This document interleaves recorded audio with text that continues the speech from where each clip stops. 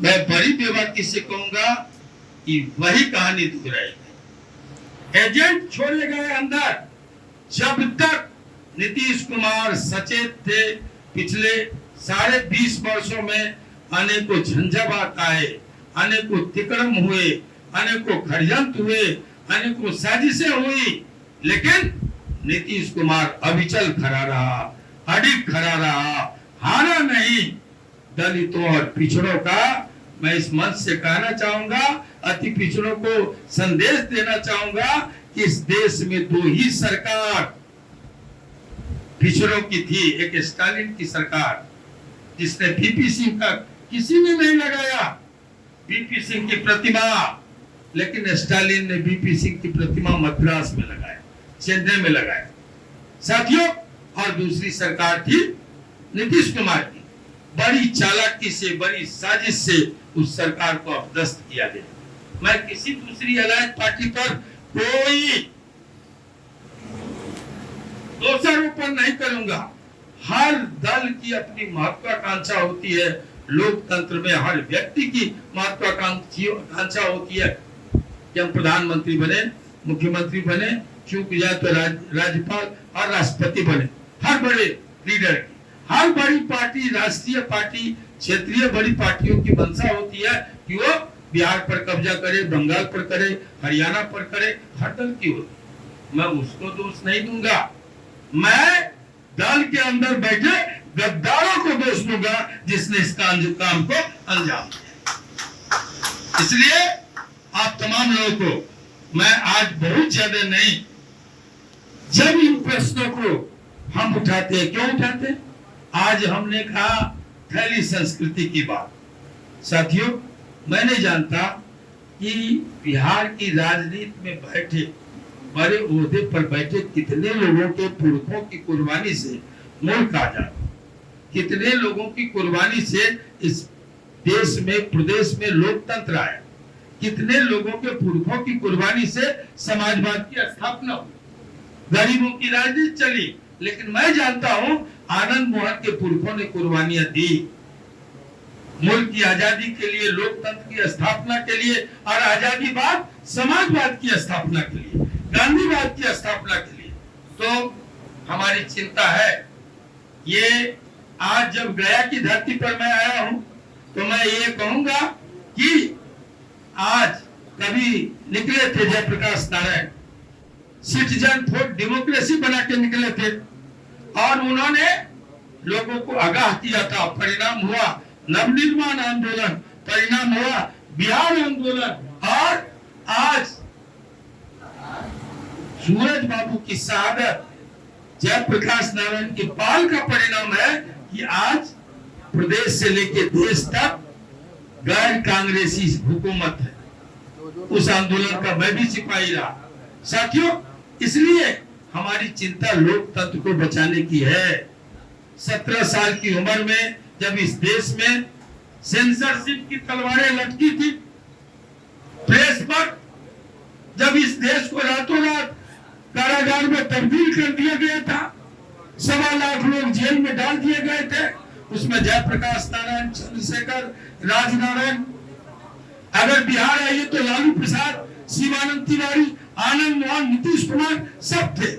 इसलिए प्रेस की आजादी या लोकतंत्र को लेकर जब भी कोई खतरा उत्पन्न होगा, आनंद मोहन का फर्ज बनता है इसके खिलाफ उठना, क्योंकि हम लोग ने जयप्रकाश नारायण से सीखा।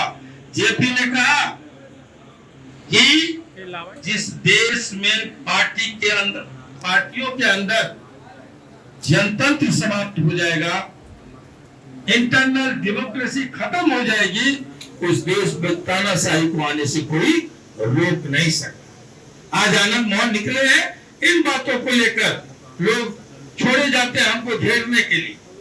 साथियों, हमारी चिंता थैली की संस्कृति को लेकर है, जो हर दल में पनप रहा है।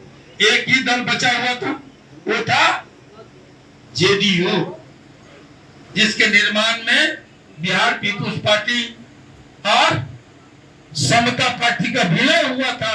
आनंद मोहन और नीतीश कुमार की भूमिका थी, जाट साहब की भूमिका थी। उस दल में वही एक दल था जहां थैली संस्कृति जिसको छुई नहीं थी, और नीतीश कुमार, आनंद मोहन, हम सब ने ये संकल्प लिया था कि जो पार्टी बनाएगा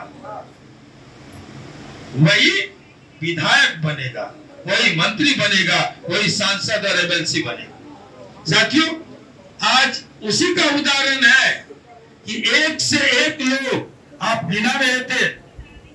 आप पूछिए कि जो लोग पार्टी बनाए थे यहीं पर बिहार पीपुल्स पार्टी के कोटे से एमएलए बने कि नहीं, और उनको क्या देना पड़ा।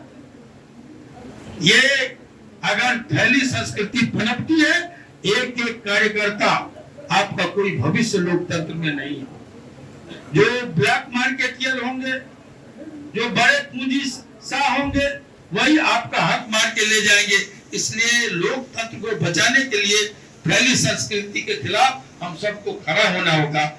ये कहने मैं आज गया आया। साथियों, बहुत गंभीर मामला है।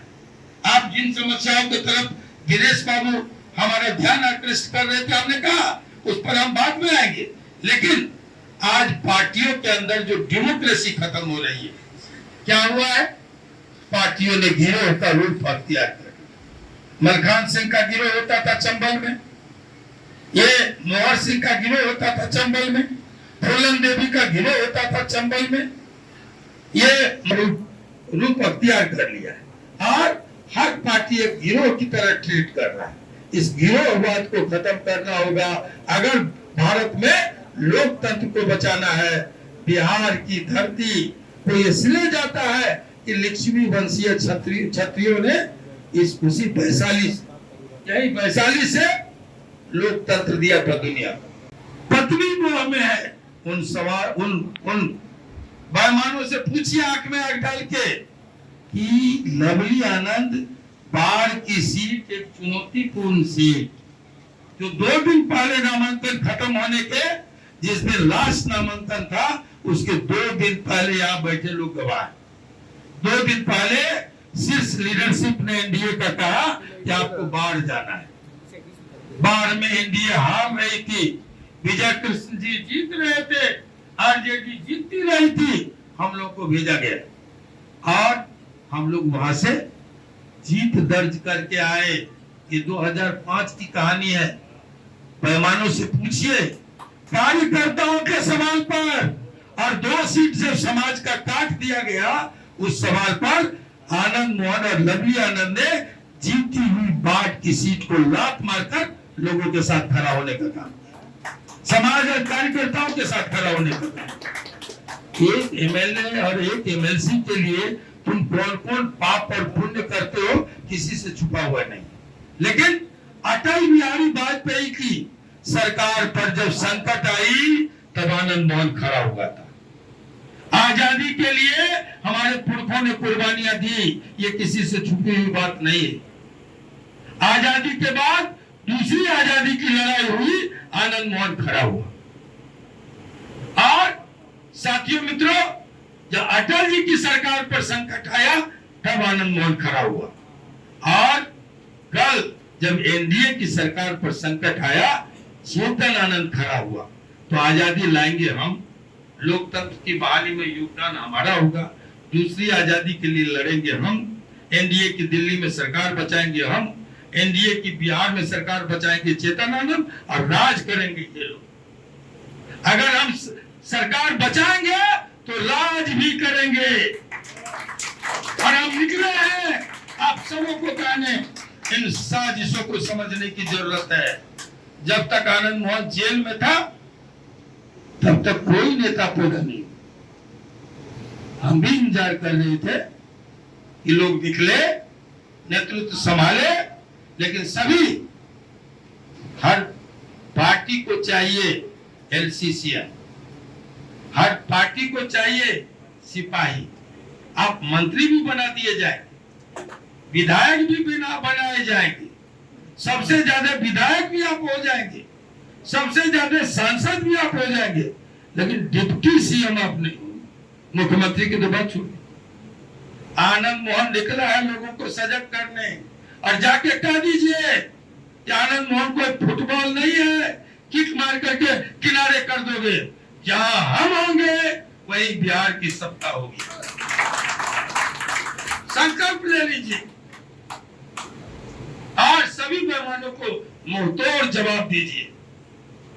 इसलिए अगर बिहार को बचाना है, अगर इस लोकतंत्र को बचाना है, इस थैली संस्कृति को खत्म करना है और ये जो गैंगवार है, ये जो गिरोहवाद है पार्टियों में, इसको समाप्त करना है, तो गया जो एक बौद्धिक धरती है और इन बेईमानों को अगर मोक्ष दिलाना है तो इसी मोक्ष की धरती से संकल्प लेना। साथियों, आज बहुत ज्यादा नहीं, सिर्फ हम इतना कहेंगे कि अभी शुरुआत है, आगे आगे देखिए होता क्या है। 72 साल का ये नौजवान आपको गारंटी करके जाता है कि जब तक बेईमानों के इस साजिशों का पर्दाफाश नहीं करेंगे, षड्यंत्रकारियों को उखाड़ नहीं फेंकेंगे, आनंद मोहन चैन से नहीं बैठेगा, अंतिम सांस तक लड़ेगा। और इसमें हर बुरे वक्त में, आज तिरपित बाबू नहीं है, बड़ी याद आ